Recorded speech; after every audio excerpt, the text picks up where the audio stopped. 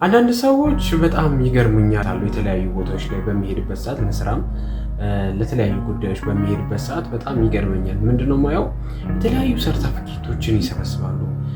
የሆነ ስልጣን አለ ሲባል ሮጠው እዛ ጋር ይሰለጥናሉ፣ ሰርተፊኬት ይዛሉ። የሆነ ነገር ከውጪ ነው የሚያዩት ሰዎች የሆኑ ሰዎችን ያያሉ። ከውጪ በኩል ሳይሆን ኦኬ እነዛ ሰዎች ተለውጠውበታል አሪፍ ነው ብለው ይገባሉ። እነሱ ሲይዙት ግን ህይወታቸው ላይ ለውጥ የለም።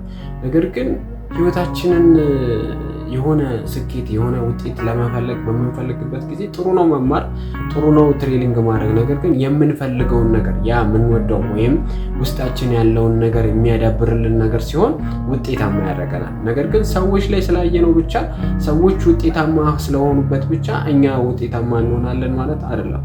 ነገሩ የሚገባ ምንድነው እድሜያችን ከፍ እያለ እድሜያችን እየገፋ በሚሄድበት ሰዓት ትሬኒንጎችን ወስደን ምናምን ያ ነገር ህይወታችን አንድ ምዕራፍ እንኳን ጠብ የማይነገር ሲሆንብን ኦኬ ያ ነገር ዝም ብለን ነው የምንደክመው፣ ዝም ብሎ ወረቀት መሰብሰብ ነው ብለን እንረዳለን። እና ብዙ ሰዎችን ሳይ የሆነ ነገር አለ ሲባል እዛ ሄዳሉ፣ የሆነ ነገር አለ ሲባል እዛ ሄዳሉ። ሁሉንም መማር ማወቅ ይፈልጋሉ።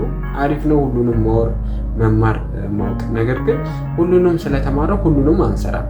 ስለዚህ የሚያስፈልገንን ነገር ያ የምንፈልገውን ወይ የምንወደውን ነገር ውስጣችን ውስጥ ያለውን ነገር ባዳበርን በተማርን የሆነ ነገር ባደረገን ልክ ያ የምንፈልገውን ነገር ማግኘት እንችላለን።